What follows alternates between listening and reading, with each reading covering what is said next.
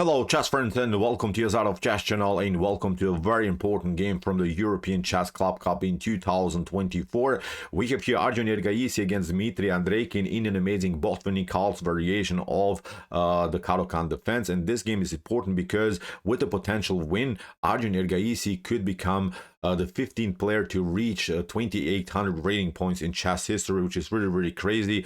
Gukesh has also in this tournament the opportunity to become maybe the world's youngest grandmaster to reach this epic rating of 2800 rating points. But we have to mention Dmitry Andreikin is a great player. He outplayed yesterday Gukesh with the white pieces, so now Arjun is playing against the player who destroyed yesterday Gukesh. So let's see now what happened. Did Arjun finally reach the 2800 rating goal? So with the white pieces, Arjun opened with move e4. We have c6 by Andreikin, the caro-kann defense, d4, d5. We have now the advanced variation with the move e5. Now c5, the bot-winning college defense, trying of course to dismantle, to disrupt the pawn chain, somehow to disconnect these two pawns. We have now d takes c5 by Arjun, great move.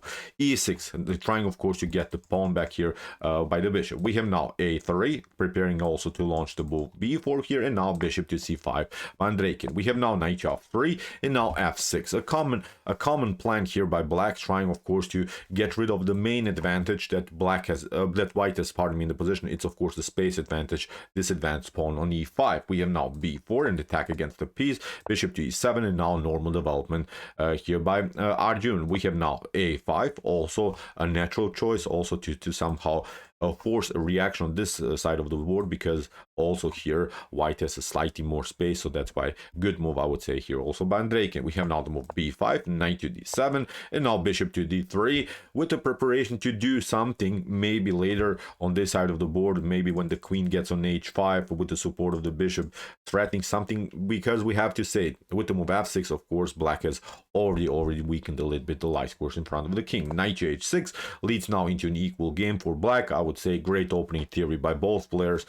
Here black is preparing also to help with the knight on f7. The knight is then also defending the light squares that we have talked about could be a problem for black in the continuation of the game. So good theory, as I said here by also Andreikin. We have now queen to e2, calcing, and now c4, trying to break and enter here in the center of the board. Knight to f7. We have now c takes d5, knight to e5, knight takes e5, knight takes e5. So everything is now traded off in the center of the board.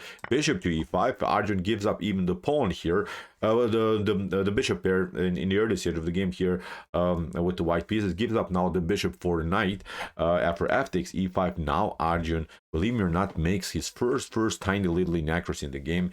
Here Arjun plays knight to c3, which becomes now even a theoretical novelty. Makes perfect sense, because you're trying of course here after something like e takes d5 to pick up then the piece, and then bishop to d5 could trap the queen. But a better choice, you see now why this move knight to c3 is not so good. A better choice is to play here maybe the move d6 to somehow keep this bishops out of game. Then after potential bishop to d6, look at this bishop is not good, this bishop is also not good. It's both of these bishops would be blocked out by its own pawn. So now maybe with knight to d2, knight to c4, or maybe knight to d2, knight to e4, you would cement the position, you would keep the position static, and a static position of course is a position that the knight loves. Of course the knight would then create this blockade in front of the pawn, and I'm not saying this is something spectacular also for white, but this was the way to go. This was maybe a better way to proceed. Or you can try maybe also the move queen to h5 immediately. So d6 and queen to h5 are good choices, but I think this line leads into a drawish sequence after queen to h7 and then queen to g6. You could do some perpetuals, so not something that is so crazy here for black to defend. You can of course try bishop to g6, yeah, after king to f7, bishop to g6, but then the king escapes to f6, and suddenly you don't have anything anymore. So white would be then satisfied with the perpetual check with the queen. So queen to h5, the drawish idea, d6 idea to maybe keep yourself in the game. But now after knight to c3, Andreikin plays e takes d5, and of course after knight takes d5 that here Arjun played, you cannot pick up the piece because of bishop to c4. But of course Andreikin doesn't want to play this move. He plays now the best idea, I would say, bishop to c5, and now the position is open, the position is really dynamic, and the player that has still the bishop pair on the board of course loves this kind of a position. Now the position is simply exploding in.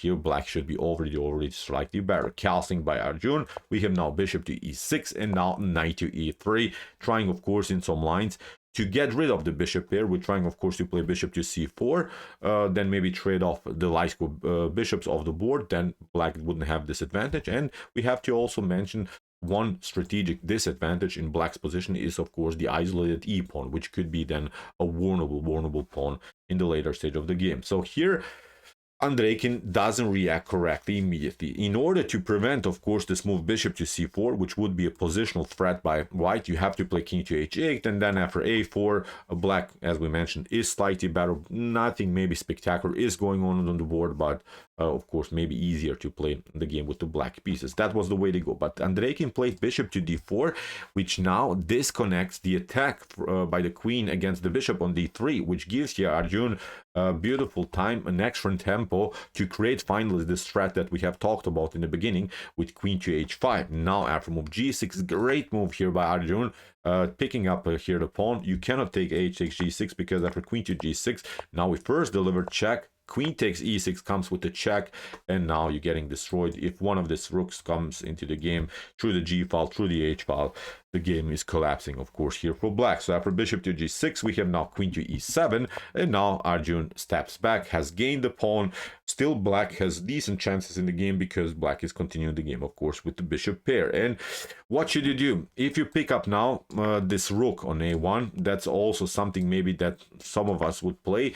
The position actually is not so easy to play now for black because of this dark square problems, because of also some light square problems that white could exploit. Black is down, black is up the exchange, but maybe Andreikin didn't want to go into this very complicated game. We have to also again mention both players spent enough time already on the board, although they have played only about 20 and something moves.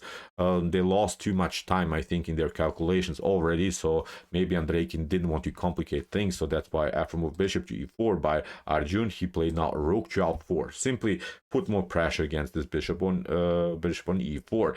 Bishop to d5 here by Arjun, and now let's see again options. For instance, if you try bishop to a1, if rook to a1 happens, as I said, you have so many weaknesses in front of your king in some lines. Maybe if you try queen to f6, look how dangerous this position can be, and probably Andreikin was a little bit scared to go into this line. I've analyzed one line that probably no one would play, but I wanted to show how tactically rich this position is. After potential queen to f6, when you pick up the rook on a1, white can go even with here knight to g4. After rook to g4, we can pick up this one, and you cannot pick up here the piece because of the light square activity of the bishop here on this diagonal. Maybe you can try here, for instance, to after something like, let's see, sorry, after bishop to d5, let's go back to this line. Sorry, I messed this up. So here after bishop to e4, rook to f4, bishop to a1, rook to a1.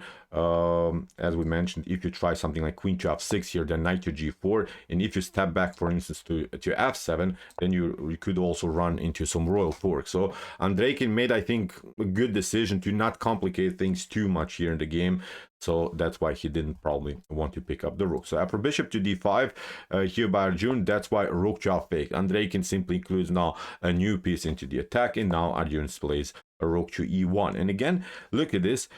Again, it's not so easy to play now the game from black's perspective. There are several problems. The endangered king position is something that bothers black, of course, into the continuation of the game. But I wanted to show you that you cannot even simplify the game till the end with the potential bishop to e3 move. If that happens, then queen to e5 is winning the game. You're trying something like this, then we can play rook takes f2. You play like this, rook takes f2, then bishop to e6 wins the game. Rook to e3, rook to g3. As we mentioned, if one of these rooks comes on the g file, maybe on the h file against black's king, this is game over here for black. So this is not working. Look at this, even a simplified line is not working here. So that's why for rook from a to e1, Andreikin played finally this king to h move that he should have played much earlier. Now he's getting out of this light square mess. Arjun, of course, plays g3, kicks away this unpleasant rook. We have now rook to f6, bishop takes e6, and now after queen to e6, now we have finally again an equal game. We have now rook to e2 by Arjun, protecting now his f2 weakness, and now comes another, I would say, critical moment of the game. Here Andreikin plays b6, which was not a good move, not a good choice, because suddenly white can turn things around and can go into the attack with the move knight to c2 that of course Arjun played. A better choice was to play queen to b3, putting more pressure than knight to c2. Then maybe even you can go into this line, trading off everything, and then in a potential line like this, look at this, black would gain a pawn here. Of course, black's king is also exposed with some checks, so probably this line would end with a draw. But after rook to e2, what Andreikin did was b6, and now suddenly it's not working. Knight to c2, great move by Arjun. Bishop to b2, because you cannot get with your bishop here. If you get, for instance, with your bishop on c5, then you're leaving your e5 pawn unprotected. So after knight to c2, bishop to b2, we have now queen to h4, queen to d5. Here Andreikin is trying to get the queen maybe to d3, but now a calm move here by Arjun. A4, if you try queen to d3 now, immediately then a queen to e4 solves all of the tactical and positional problems, of course, in white's position. After move a4, now Andreikin, under huge pressure, found a beautiful tactic, actually, rook to f4. The issue is now that you cannot pick up the piece here with g takes f4, then rook to g8 is winning the game. You have to now maybe play something like queen to g3, but now first of all we pick up this one. In one moment you have to give up the queen, and this should be completely winning then for black. So Arjun is not falling for this. After rook to f4, he plays a calm queen to h6, but the better choice was to play queen to h5, actually, because again you have to protect your rook. That was the issue that we have talked about with queen to d3. Andreikin could have some kind of a counterplay. Now with queen to h5, you're already protecting the piece. So that's why after queen to h6, we have now queen to c2, queen to c4, attacking now the rook on e2 in a different way. But now queen to h5, again a slightly unnecessary move here maybe by Arjun, which gives here Andreikin again equality, because here Arjun should have simply protected in an easier way here this knight with rook to d2, keeping everything glued together, everything coupling back. And after queen to h5, we have now a rook to f5, attacking now the queen. Now Arjun plays a beautiful counterattack, knight to e3, rook takes h5, knight takes c4. We're now in move 34, and you know that you get additional time, additional 30 minutes after move 40. So Andreikin was already under huge time pressure. He played now the correct, of course, after rook to c4, rook takes b2, rook to a4, and now the material is equal. But now comes again a new critical moment of the game. Here Arjun makes the correct choice, gives up now his defense of the b5 pawn, but he's trying to do something on the back rank and also maybe something on the 7th rank. Now Andreikin probably also motivated by yesterday's game, where he actually won his game against Gukesh by creating two connected pass pawns. In a rook endgame, two connected pass pawns, when you get maybe here two connected pass pawns, should be a winning game. But in this position, it's actually not working, because black's king is still so endangered. Black's king gets so much pressure here. After move e4 that Andreikin played, he goes now for this line.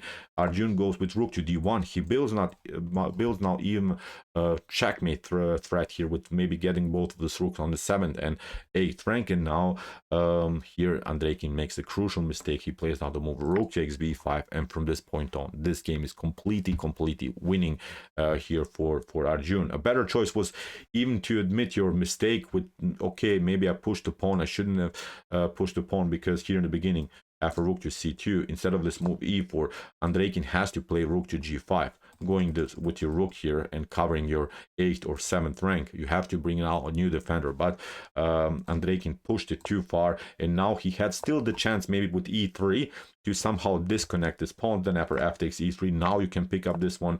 Maybe after rook to c7, you finally get the rook here into defense, and maybe you can hold this position. But after rook to d1, he took now the pawn. Now Arjun builds a mating net here. Already there is a huge threat of rook to d8. Andreikin has to play rook to g5, h4 by Arjun Finally, great now, active play by white. Rook to g4, rook to d8, check. Now rook to d7, you don't want to trade off for rooks, of course, here.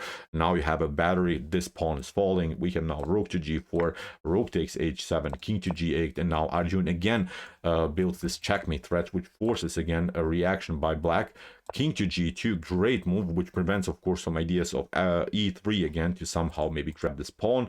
We have now rook to b4, and now king to h3, attacking further this key defender of black's king now, that's controlling, of course, somehow the 7th and 8th rank. We have now rook to g6, and now another beautiful follow-up here by Arjun, h5. After rook to g5, again a great move, h6, because even if you try something like this, even if you grab the pawn, then the rook is not controlling anymore the g file, and now you get checkmated. So grade 6, great move. Rook to b1 here by Andrejkin. He's trying to do something, of course, on the on the G and the H file. He's trying to do anything here, but Arjun plays now a h7, and there's nothing that can be done, even if you, I don't know, somehow compete here again with the same problems. You can get checkmated. So here, as we said, h7, and already completely winning position here for white. And actually, in this particular position, after move h7, Dmitry Andreykin even resigned. So what's the issue? Of course, as we said, even if you deliver some checks, there's nothing that can be done. Even if you, for instance, pick up this one, you can maybe create yourself here two connected pass pawns, but both of these rooks can hold this one, and a beautiful win here by Arjun Finally. Let's see now the current rating list. I'm not sure if this rating has been already added up. Yes, it has been. Let's see here. Here Arjun, let me check it out, 2700. Okay, I'm going to move it here. This looks beautiful. Arjun Finally is now the third best chess player in the world, and he has gained now 5 rating points with this in this tournament already. 4 rating points with the win against Andrejkin. Look at this, he has gained now 2800 rating points. Congratulations to Arjun. He played awesome chess now in the last couple of months, especially in the chess Olympiad. Gukesh still maybe can also reach his rating in this event. Who knows what will happen. I wish also Gukesh the best, but now Arjun is the second player from India that reached this rating. Congratulations after Vishanand. He broke this beautiful rating for sure. So amazing stuff. It's really beautiful story by Arjun. It's really beautiful story from India. India has become, as we mentioned before, simply the strongest chess country in the world. We can expect in the next month, maybe in the next years, maybe to have 5-6 players even from India above 2800 rating points. So it will be, of course, a beautiful era for us to follow. So okay, I hope that you enjoyed this game. I really enjoyed it a lot. Interesting ideas here by also Andrejkin. He played a great opening, I think, but made a couple of inaccuracies. Arjun punished and is now a part of the 2800 rating member club. So okay, if you want to see some other beautiful games that we have analyzed here on my YouTube chess channel, check out our coverage. Here are some links of some games that we have analyzed before, and if you like this content, hit the subscribe button. See you soon with some more videos, and what do we say in the end? Chess is the best, of course.